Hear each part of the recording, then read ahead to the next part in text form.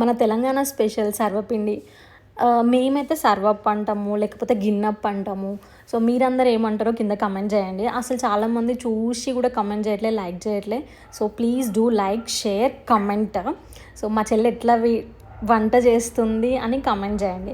So నేనైతే మా చెల్లి చేతి వంటకాలు సిరీస్లో ఈరోజు మా చెల్లికి ఇది నేర్పిస్తున్నాను అనమాట.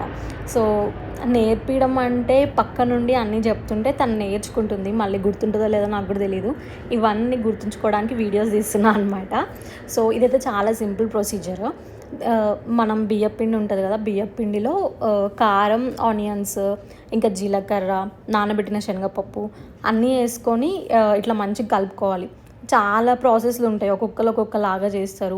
కొంతమంది సొరకాయ వేస్తారు, అంటే మేము కూడా సొరకాయ అంటే సొరకాయతో చేస్తాం అనమాట. అది కూడా చాలా బాగుంటుంది. సో ప్రస్తుతానికి ఇంట్లో సొరకాయ లేదు కాబట్టి ప్లెయిన్ సర్వప్ప చేస్తున్నాను అనమాట. సో పాపం మొత్తానికి పిండి కలపడానికి కష్టపడిందని చెప్పి నేను సగం పిండి నేను కలిపేసిన. సో అస్సలు బలం లేదు చూడండి, అసలు చేయడానికి కూడా రావట్లేదు. పాపం చాలా ట్రై చేసింది చేయడానికి. సో మొత్తానికైతే ఇట్లా చేసింది, మంచిగా వచ్చింది. సో ఇట్లా మనకి హోల్స్ పెట్టడం వల్ల ఏంటంటే ఆయిల్ మంచిగా స్ప్రెడ్ అయిపోయి మంచిగా కాలుతుంది అనమాట. చూడండి ఎట్లా ఉందో, బాగుంది కదా.